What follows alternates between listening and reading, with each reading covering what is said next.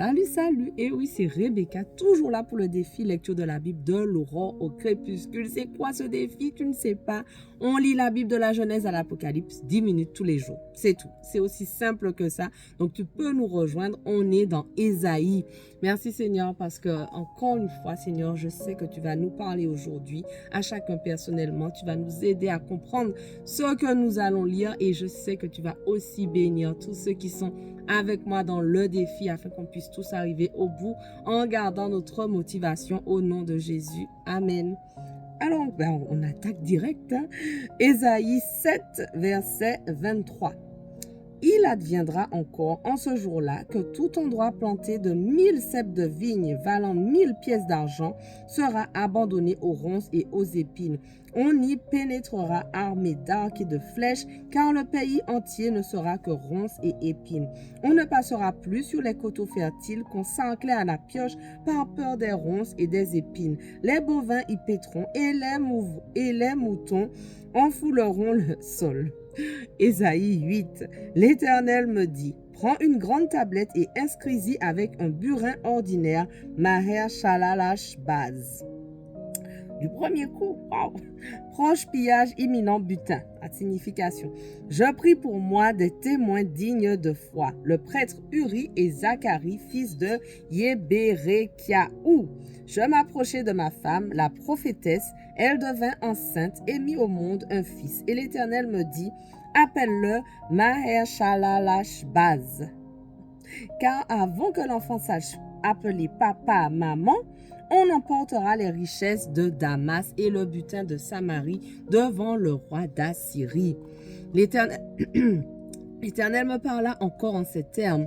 Puisque ce peuple a méprisé les eaux de Siloé qui coulent doucement et qu'il s'est réjoui à cause de Retsin et du fils de Remaliaou, à cause de cela, voici que le Seigneur fera monter sur eux les grandes eaux du puissant fleuve.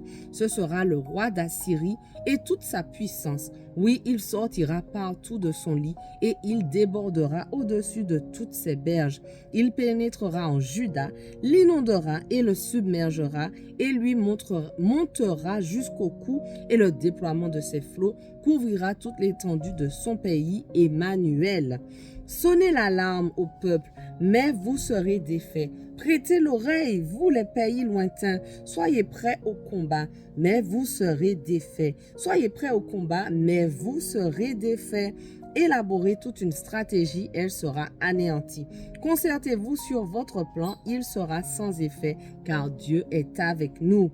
Car voici ce que l'Éternel m'a déclaré lorsque par sa puissance, il m'a saisi et qu'il m'a averti de ne pas suivre le chemin emprunté par ce peuple. Ne dites pas complot pour tout ce que ce peuple nomme complot. Ne craignez pas tout ce qu'il craint, ne le redoutez pas. Reconnaissez comme le Saint, le Seigneur des armées célestes. C'est lui que vous révérerez, lui qu'il faudra redouter. Il est un sanctuaire, mais il sera aussi une pierre qu'on heurte, un rocher qu'on fait trébucher pour les deux royaumes israélites, un piège et un filet pour les habitants de Jérusalem. Beaucoup d'entre eux s'y heurteront et tomberont et ils se briseront et ils seront pris au piège et capturés. Lis cet oracle et scelle l'instruction parmi ceux qui sont mes disciples. Moi, je m'attends à l'Éternel qui se détourne du peuple de Jacob. Je me confie en lui. Me voici avec les disciples qui m'ont été donnés par l'Éternel. Nous servons de signe et de présage en Israël. Cela est dû à l'Éternel, le Seigneur des armées célestes, dont la demeure est sur le mont Sion. Lorsqu'on viendra vous dire, allez donc consulter ceux qui évoquent les esprits, ceux qui prédisent l'avenir, ceux qui chuchotent et marmottent. Les peuples ne doivent-ils pas consulter leur Dieu et les morts en faveur des vivants? Alors vous répondrez à la loi et à l'acte de l'alliance. Si l'on ne parle pas ainsi, pas d'aurore pour eux. On traversera le pays pressé et affamé, et il arrivera sous l'effet de la faim qu'exaspéré, on maudira son roi, on maudira son Dieu. Levant les yeux en haut puis regardant la terre, on n'y trouvera que détresse, obscurité, ténèbres de l'angoisse, et l'on sera poussé dans la nuit la plus noire. Mais il n'y aura pas pour toujours des ténèbres sur ce pays envahi par l'angoisse. Si dans les temps passés, Dieu a couvert d'opprobre tout le pays de Zabulon et le pays de Nephtali dans les temps à venir, il couvrira de gloire la route de la mer au-delà du Jourdain, le district des nations païennes. Ésaïe 9. Le peuple qui vivait dans les ténèbres verra briller une grande lumière. La lumière resplendira sur ceux qui habitaient le pays.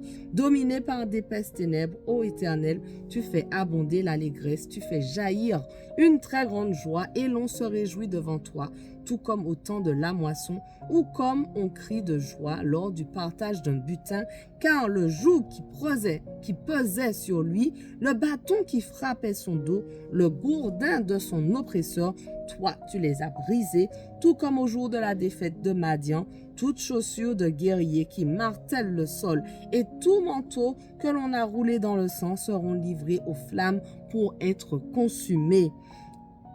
Car pour nous un enfant est né, un fils nous est donné, il exercera l'autorité royale. Il sera appelé merveilleux, conseiller, Dieu fort, Père à jamais et prince de la paix. Il étendra sa souveraineté et il instaurera la paix qui durera toujours au trône de David et à tout son royaume. Sa royauté sera solidement fondée sur le droit et sur la justice dès à présent et pour l'éternité.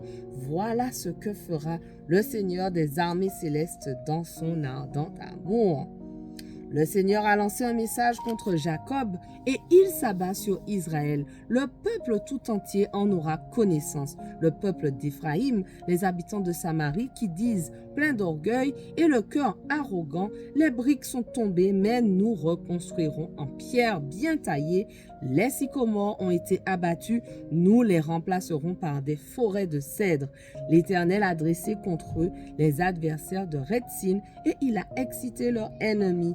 Les Syriens qui sont à l'Orient, les Philistins à l'Occident, ils dévoreront Israël à belles dents. Mais malgré tout cela, son courroux ne s'apaise pas, sa main reste levée. Le peuple n'est pas revenu à l'Éternel qui le frappait, il ne s'est pas tourné vers l'Éternel, le Seigneur des armées célestes. C'est pourquoi l'Éternel ôtera d'Israël la tête avec la queue, la palme et le roseau en un seul jour. Le responsable et le notable sont la tête du peuple et le prophète enseignant le mensonge en est la queue. Les guides de ce peuple l'égarent et ceux qui sont guidés cheminent vers la ruine. C'est pourquoi le Seigneur ne sera pas clément envers ces jeunes gens. Il n'aura pas pitié des orphelins, des veuves, car tous méprisent Dieu et font le mal. Tous profèrent des propos insensés, mais malgré tout cela, son courroux ne s'apaise pas, sa main reste levée. Car la méchanceté brûle comme le feu, elle consume les ronces, les épines et elle embrase les buissons des forêts. La fumée s'en élève vers le ciel, envolute par la fureur de l'Éternel, le Seigneur des armées célestes. Le pays est en flammes et le peuple devient la proie du feu. Nul n'a pitié de son prochain. On grappille à sa droite et l'on reste affamé. On dévore à sa gauche sans être rassasié. On va jusqu'à manger la chair de ses enfants. Manassé dévore Éphraïm et Éphraïm dévore Manassé. Tous les deux vont ensemble se jeter sur Juda, mais malgré tout cela, son courroux ne s'apaise pas, sa main reste levée. Ésaïe 10.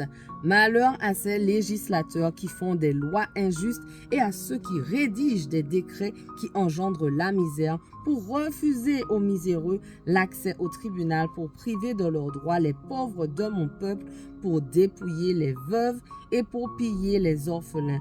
Que ferez-vous au jour du règlement de compte lorsque la destruction viendra sur vous de loin? Vers qui donc fuirez-vous pour avoir du secours? Et où cacherez-vous l'amas de vos richesses? Il ne restera rien à faire sinon se courber sous le joug parmi les prisonniers ou tomber parmi les victimes. Malgré tout cela, son courroux ne s'apaise pas, sa main reste levée. Voilà, notre passage du jour touche à sa fin, mais on continue dès demain. On ne lâche rien. Allez, sois bénis.